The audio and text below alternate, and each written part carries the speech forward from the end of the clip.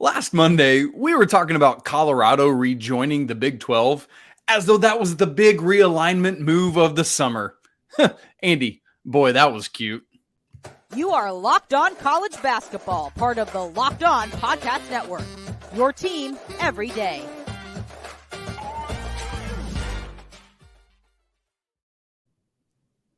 Hey, what's up? Welcome into the Locked On College Basketball Podcast. 5 times per week National College Hoop Show coming at you all year long. That's right. Even now at the beginning of August, part of the Locked On Podcast Network. We are your host. That's my guy, Andy Patton, right over there. And I am Isaac Shade. And we, as always, are elated to be with you. You everydayers, thanks for tuning in. If you're a guest or it's your first time, come on in. It's perfect. If you're here to check out conference realignment and what's going on, you better believe that's what we're talking about all day long. Today's episode is brought to you by LinkedIn. These days, every new potential hire can feel like a high-stakes wager for your small business. That's why LinkedIn Jobs helps you find the right people for your team faster and for free.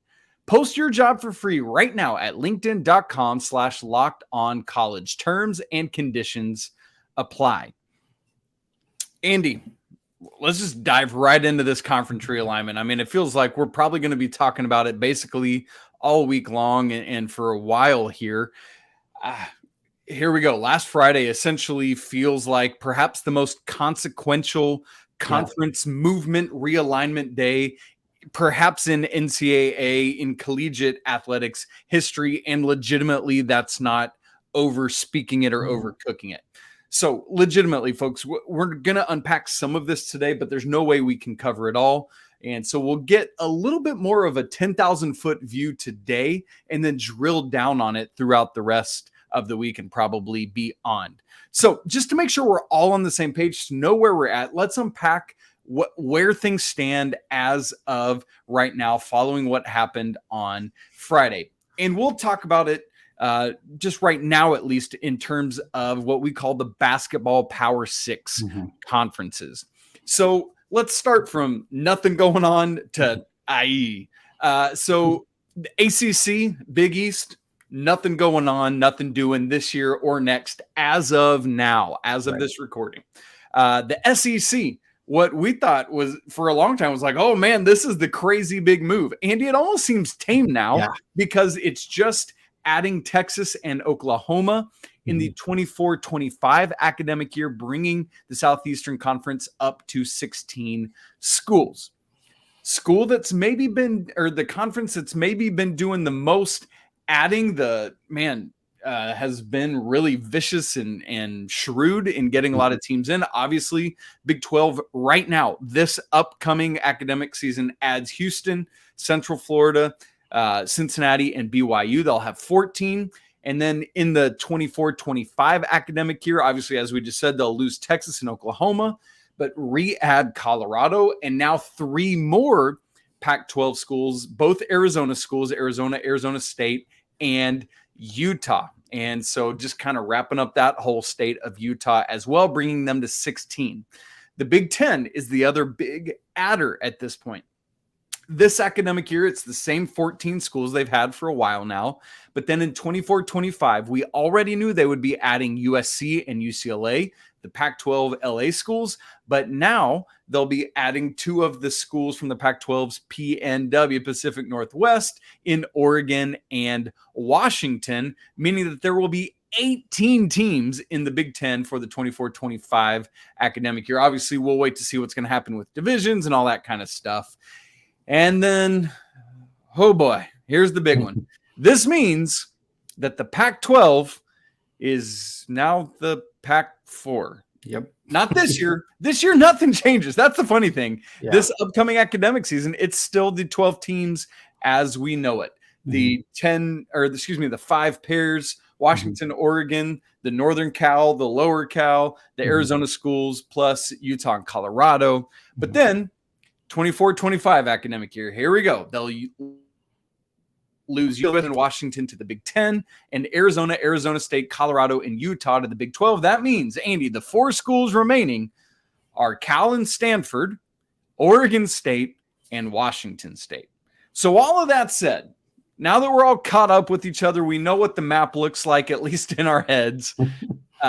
Before we discuss ramifications, winners, losers, all of that, I think you and I both really feel like a momentous moment in our world like this. And by our world, I don't mean globally. I mean yours and my world of collegiate athletics and specifically college basketball.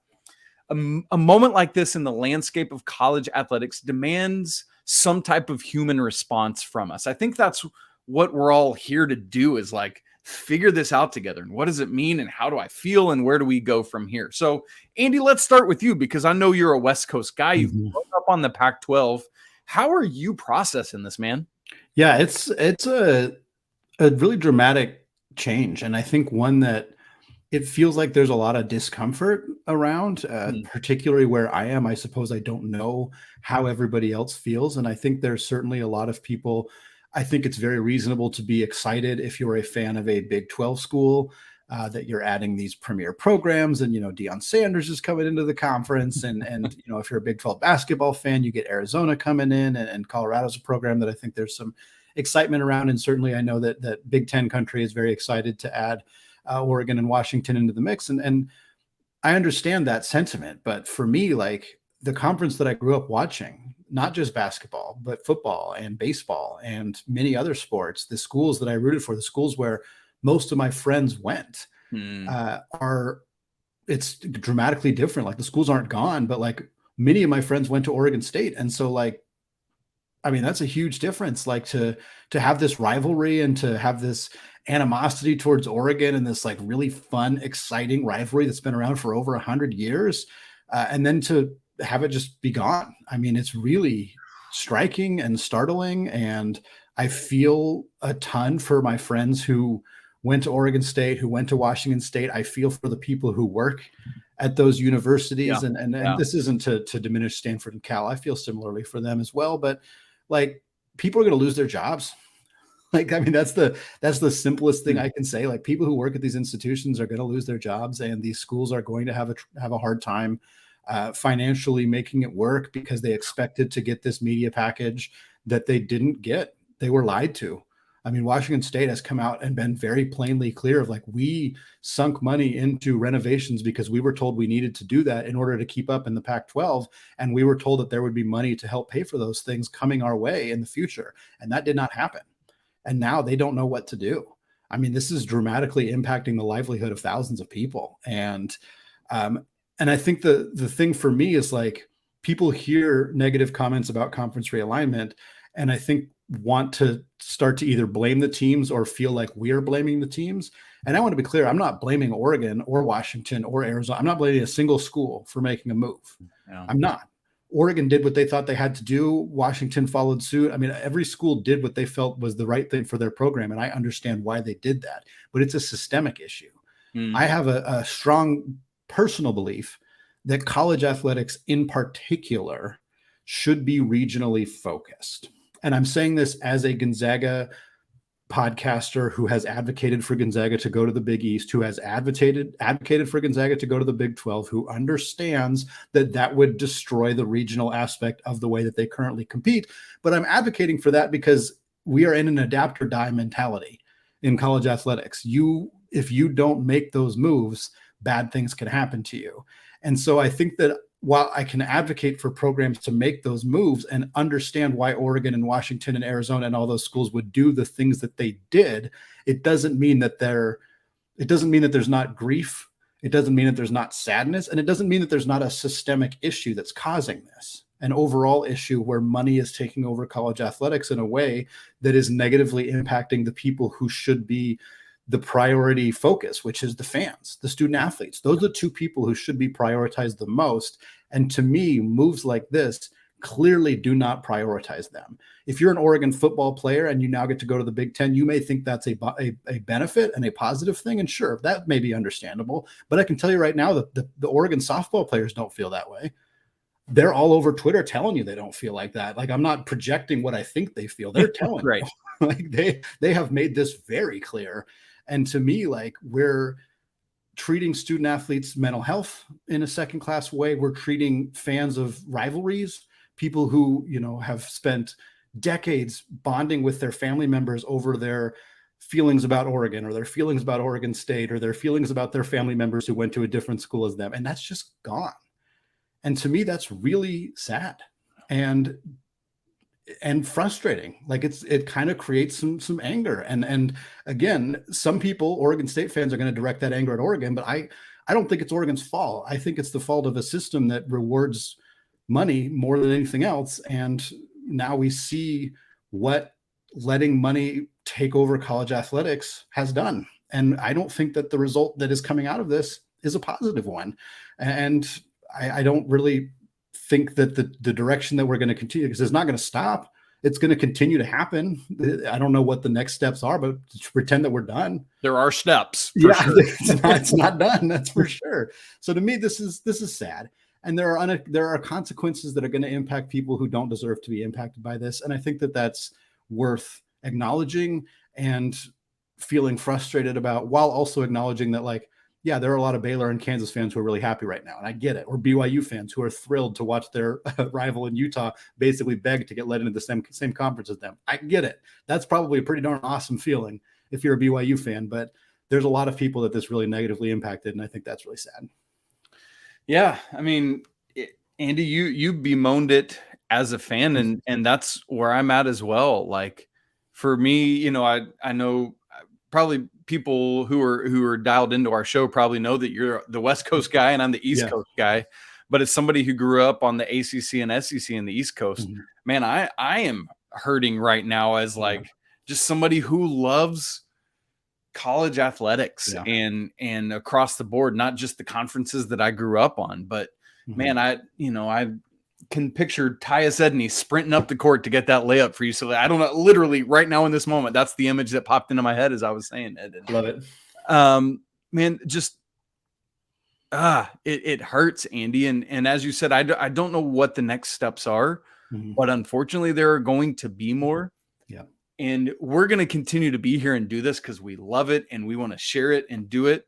But man, I'm scared for what those steps are going to be, because I think what happens as the Greg Sankes and the other big names that are really moving and shaking in this thing, and we'll talk about them in due time, but they're not paying enough attention to or caring about. Let's put our fan hats on for a moment. What we think and feel as fans. They're not caring and paying enough attention to those people you talked about who woke up Friday morning with a job and, you know, either now don't have one or won't in the near future. And that is tough and disheartening. And so I love the opportunity for us to just be able to kind of pour out our hearts a little bit and say, man, this hurts me as a lover of college basketball, and we're going to move forward and things are going to be okay. But man, I need to grieve what has been first. Well, Isaac, I think the steps to moving forward are kind of where we want to go next, because realignment definitely has some losers, some programs that suffer, some fans that suffer, some student athletes that suffer, but there are also winners. And I think that it's fair to acknowledge that some of the things that are coming out of these moves from a college basketball perspective are exciting, are interesting, are compelling. And like you said at the beginning, Isaac, we're going to do more of a longer form look at this and not necessarily getting into the nitty gritty. We will do that on another time. We have over a year to have those conversations. But for right now, my friend, I kind of want to just talk a little bit about some of the incredible matchups and some of the intrigue that we are getting about these moves in the Big Ten and these moves in the Big 12. And we're going to get to all of that after a word from today's sponsor, LinkedIn Jobs. Folks, these days, every new potential hire can feel like a high-stakes wager for your small business. And you want to be 100% certain that you have access to the best qualified candidates available, and that's why you have to check out LinkedIn Jobs. LinkedIn Jobs helps you find the right people for your team faster and for free. It's really easy to create a job post, and then you just add your job and the purple hashtag hiring frame to your profile to let people know that you're hiring. From there, simple tools like screening questions make it easy to focus on candidates with just the right skills and experience so that you can quickly prioritize who you'd like to interview and ultimately hire. And let's be honest, the right team member can have a positive and measurable impact on your business. This is why small businesses rate LinkedIn Jobs #1 in delivering quality hires versus the leading competitors. LinkedIn Jobs helps you find the qualified candidates you want to talk to faster.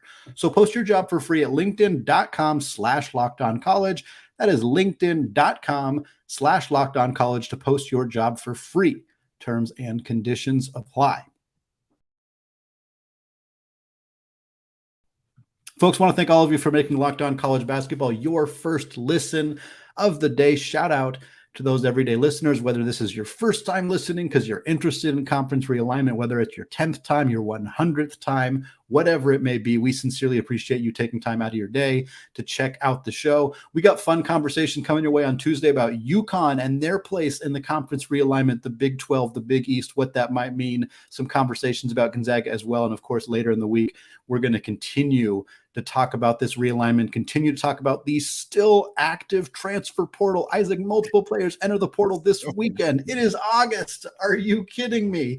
We are still seeing those things happen. So there is plenty of content coming your way here on Locked On College Basketball. But for now, we're kind of going to swing the pendulum away from the more emotional response to this conference realignment saga that took place over the weekend and kind of look a little bit more about the hierarchy of conferences and kind of what this means for what is starting to feel more and more like a Big Three conferences in the SEC and the Big Ten, and of course now the Big 12. And Isaac, I kind of want to turn it over to you to talk a little bit about kind of who you think might be the biggest winner in terms of what happened over the weekend, whether it's a school, a conference, a program, whatever it may be.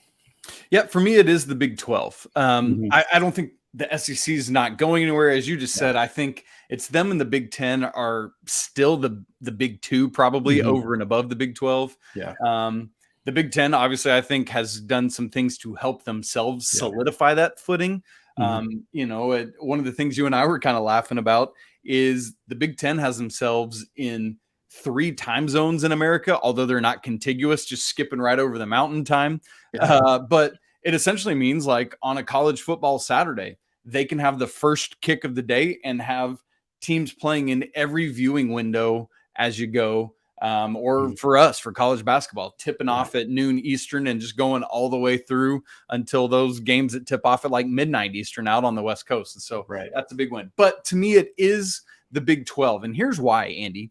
When we began to have more of these realignment conversations around this time last summer, I was like, you know what? I think the Big 12 might be the one that gets pieced out everywhere else.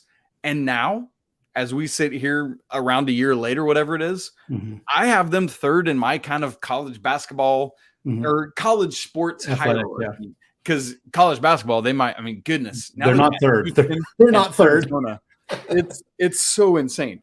But I think what they've done, man, to get themselves to where, because looking at it with Texas and Oklahoma going out, I was like, well, that's 2 of the biggest names in all of college athletics. And so, dude, like what they're doing to galvanize themselves, because part of the reason for me, the Pac-12 is sitting around imploding is because Larry Scott and then George Kliavkoff now weren't aggressive enough. Yeah. Whereas that's what Yormark from the Big 12 went out and did, is he was like, I don't know that I necessarily want to do this. I don't know what's in his head, but I recognize that for my conference that I'm over, this is what I got to do. I got to go out and be proactive and vicious and shrewd. And that's what he's done. And look what he's landed, man. Yeah. They were going from 10 down to 8 schools. And now they've doubled that with getting those 4 AAC schools in and now these 4 Pac-12 schools in. And I got to tell you, like, I know they're not all super sexy from a basketball standpoint, like UCF's, whatever, but good grief. Houston, Arizona State's not, you know, I mean, it's just, so for me, Big 12, which was already the best basketball school in the conference, in the nation, recently, has now solidified that standing. Now, as they grow bigger, they're going to have some bottom feeders, and that might bring the conference as a whole down. But that's a conversation for another day. Big 12 is my big winner right now. What about you? Yeah, I think it has to be. And I think for me, the reasoning is fairly simple. You can look at what conferences say they're setting out to do, and you can look at what conferences actually do. Mm. And the Big 12 kind of matches the most cleanly in that regard. The Big 10 made a big move by adding USC and UCLA, and that was a catalyst for a lot of this. So I don't want to take that away from the Big 10, but the Big 10 seemed to have a vision of adding 2 schools, and then almost in a way got forced into adding 4. Like, I don't know that it was forced necessarily. USC was very adamant that they do not want Oregon and Washington into the Big 10. So you're adding schools. The last move that you made wasn't unanimously beloved by the people in your conference. I think adding Oregon and Washington after adding USC and UCLA made a ton of sense for the Big 10. I don't think that it was a bad move, but it was a move that they made in a kind of reactionary way, is the way that I'm looking at it. Then you look at the Pac-12, who had a vision for what they wanted to do and executed absolutely none of it, which is why they're in a position of, I mean, they're not in this conversation because they basically do not exist anymore. The SEC had a small goal to add Texas and Oklahoma. They achieved their goal, which is quality over quantity. You know, yes. I mean, yeah, I'm not trying to discredit adding 2 huge premier monstrous brands, but the Big 12 was in a position of very little power, of relatively little prestige, and came out with a new commissioner in Yormark. And he came out and said, what I want to do is I want to build a coast-to-coast conference. I want it to be more basketball focused. I want to get a media rights deal done right away that everybody is happy with, lock it in, make it ironclad, and then go start poaching other schools to build this conference back up. And then he went out and did every single thing that he said he was going to do. And love him or hate him, or frustration about the whole system and the fact that this is happening and that these schools are doing this, all of that is valid. But at the end of the day, if you're the fan of a Big 12 school and your commissioner came out and said, these are the goals that I have, he probably looked like a lunatic when he said some of this stuff a year ago. And then he just went out and did all of it. That is extraordinary. Yeah. And he's not even done. I mean, he's at 16 right now, but as we're recording this right now, it sounds like they are adamantly trying to get to 18. They want 2 more schools. There have been conversations with UConn. There have been conversations with Gonzaga. There have been conversations with San Diego State. There have been conversations with the 4 Pac schools still remaining, with Stanford, with Cal, with Washington State, with Oregon State. I don't know how serious they are about any of those particular 7 schools, but at this point, not believing that Brett Yormark can do something kind of feels silly. Like, he's achieved so much and they've accomplished a ton of what they wanted to do.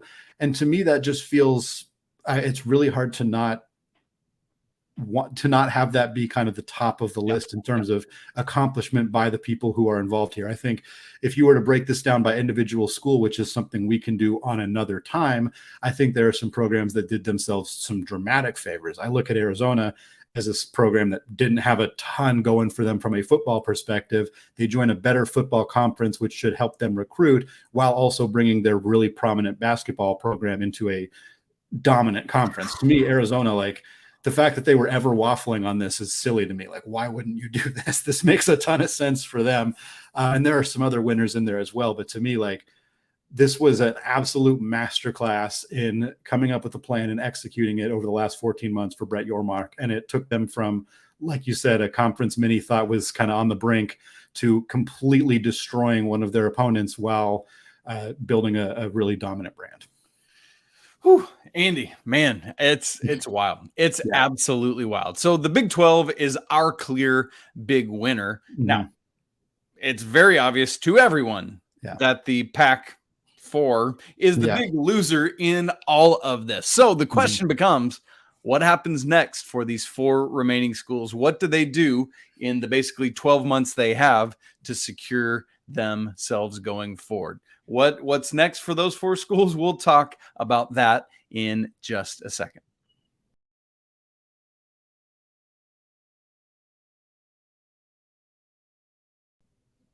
All right, Andy, wrapping up today's show, kind of the beginnings, the overview, the 10,000-foot view of this wildest round of conference realignment that we've ever seen, with, like, I'm still, even 3 days later, wrapping my head around it, which I haven't even said. I was traveling home from Mexico with my family as all this was happening on Friday. So I was like, what on earth? Okay. But anyway, Andy, this thing fell apart for the Pac-12 in a big, fast hurry. Obviously, the Colorado side of it, as we talked about off the cold open, was last week. And I was like, 12, but okay, whatever, they'll weather it. But then everything else just kind of falls apart. Now we're left with, as we said, the two Northern California schools, Stanford and Cal, and then the Washington State and Oregon State. And so the question is, what do they do? After this thing falls apart in a hurry? The media rights deal didn't get done. And so I think people are just dropping like flies. The lack of leadership strength from George Kliavkoff. What do we do? Yeah. I can't even watch the Pac-12 network on my TV. What do I do, Andy? What happens for these four schools? Yeah, it's a complete mess for the Pac-12 right now. And for these four schools, I like I said, I really feel for them. I think Stanford and Cal have a bit more brand recognition. Certainly Stanford obviously is a premier academic institution that helps them a lot. They seem like they might be a more logical fit for somewhere like the Big Ten. Big Ten, yeah. Exactly. They're not good at sports. They haven't been since Andrew Luck was the quarterback, really. Like it's been a while for them. But I am curious what is going to happen, because I think the more obvious candidates are like some kind of merger with the Mountain West. Maybe you bring in some AAC schools. Maybe Gonzaga gets involved. And I think that there is something to that, but I'm not sure how the logistics are going to work. My understanding is that any school in the Mountain West wanting to leave the Mountain West to go to a different conference would have to pay a $34 million exit fee. But what does that mean if they're just absorbing the four Pac-12 schools? Yeah. Like, I don't think that Oregon State, that those four schools are going to want to join the Mountain West and just consider themselves Mountain West members. But I don't think that you're going to just disintegrate the Mountain West and bring them all to the Pac-12. Like, I don't know how that all shakes out. Do you merge and create a new conference? I postured about that on a recent episode of Locked On Zags, and like maybe there is something that can be done there. I don't know how that works from those fees and all that stuff. People who are employed by the Pac-12, what happens to them? Like, there's a lot that would need to be figured out to iron out some of the details there. But right now, you can't have a conference with less than 8 schools. Pac-12 is not even close. I mean, they're not even close. Like, if Stanford and Cal were to get poached by the Big Ten, if the Big 12 truly, or the Big Ten truly wanted to get up to 20 schools, as of right now, that doesn't appear to be imminent. Doesn't mean that it won't happen eventually. If that happened, then I think Oregon State, Washington State are just SOL, and they just get stuck in the Mountain West, and that's just what happens. But if there's still 4, maybe they can, take some of the better schools that are in the Mountain West, take San Diego State, Boise State, Fresno State, UNLV, Colorado State, merge together that way. Maybe you see if you can get Memphis to come over, see if you can get SMU, who the Pac-12 was long rumored to be adding, mostly so they could get a footprint in the Dallas area, which makes sense. If you kind of mash all of that together, the best of the AEC, the best of the Mountain West, the 4 schools in the Pac-12, you have an okay conference. It'd be the worst of the Power 5 conferences, which I know I've seen people say like, well, it would be way worse than the other 4. But like, here's the thing. The Pac-12 was already kind of worse than the other power conferences. Like I don't want to kick them while they're down, but like that was already kind of true. So now they would just be kind of a worse version of that. There's obviously ACC mergers being rumored because there's some ACC members who are unhappy. Clemson and Florida State have made some of their feelings vocal in recent weeks as well. What a merger between those two conferences looks like at this point with only 4 Pac-12 schools left, I have no idea. It doesn't seem particularly feasible. There are plenty of options for the Pac-12 and their 4 remaining schools, but none of them are great. And I think that's why we're kind of feeling this sort of grief around it of like, I don't see anything that is particularly great. You can maybe still call it the Pac-12 with UNLV and Fresno State and those schools in it, but everybody's going to know it's not quite the Pac-12, and the budgets are going to change for those bigger schools, and it's going to be messy. And I wish there was a more obvious answer. And I think there are some things they can do that will be okay, that we'll get used to 5 years from now. It won't seem like that big of a deal. It won't seem that different. But there's not anything they can do to really bring themselves back to the level they were just at. And you look at, again, I know this is a basketball podcast, and certainly Oregon State and Washington State and Stanford and Cal, for that matter, have not been particularly relevant basketball programs. Hey, Oregon State recently made an Elite 8. Okay, they did out of absolutely nowhere. They extended their coach, and then he went 3-29 the next year. It's a weird thing that happened. I honestly, Isaac, I feel for Mark Madsen, Mark Madsen leaves Utah Valley to take the head coaching job at Cal, which because Stanford apparently just sat on their butts and decided not to hire him, which was baffling to me. Madsen comes in to take over at Cal, brings in 9 new transfers, brings Dawes Amack in, brings Jalen Tyson from Texas Tech, and like he's building this program for what? Like he didn't leave Utah Valley to coach in the Mountain West. Like I feel for him, like that sucks that happens to him, and I wish there was a solution that would help this conference be even 90% of what it used to be, but I just don't see that on the table right now. It's bad, Andy. I mean, it like well you said. I mean, like it's just, and like you said, I feel like a lot of times when we're in these moments, it's like, okay, yeah, but kind of here's the obvious next thing. Mm-hmm. There's not that. I know there are contingencies and things you think about and put plans in place, but there's just not here's the clear and obvious way forward to maintaining this prestigious conference with all the academic rigor and all the athletic success and everything else. It's just not written in stone. And that's why, as somebody who does this and, for a living, it's like, I'm super intrigued and it's going to be fun for us to talk about and look at and conjecture, but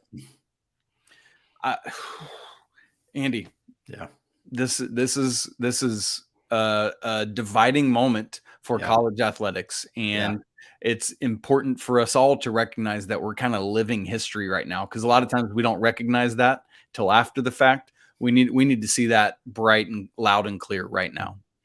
Well, Isaac, I imagine that if it's not sinking in yet, it's going to sink in this week and next week and the week after that, because folks, this is going to be a topic that comes up a lot on Locked On College Basketball podcast here in August into September. We're going to be talking about what this means for each program. What does it mean for Colorado? What does it mean for Arizona? What does it mean for Oregon and Washington? I'm really curious to see Dana Altman's offense, or actually more importantly, I'm really curious to see Mike Hopkins try to put a zone defense in the Big Ten. That is something that is going to be very interesting to see. And we're going to talk about all of those nuances, the intrigue, of course, the continued updates around Stanford and Cal and the rest of the Pac-4 and any potential mergers or things of that ilk are going to be huge topics going forward here on the Locked On College Basketball podcast. I want to thank all of you for making Locked On College Basketball your first listen or your first watch of the day, hanging out with us here in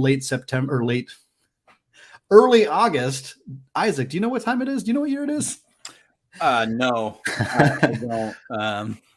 I know. I want to thank all of you for listening, whenever the heck it is, to our show right now. I do know that it is deep in the off season and typically not a time when we have a lot to talk about in a college basketball podcast off season. But of course, that is not the case this season. Stick with us. We got plenty more insight and analysis on this and all other things happening in college basketball. Make sure to leave a review on iTunes. Make sure to subscribe on YouTube if you have not done so yet. You can follow us on Twitter on the screen here. You can also follow the show on Locked On CBB on Twitter. Thank you so much for listening. Apologies to the Lawyer family. Go Wildcats. And of course, until next time, peace.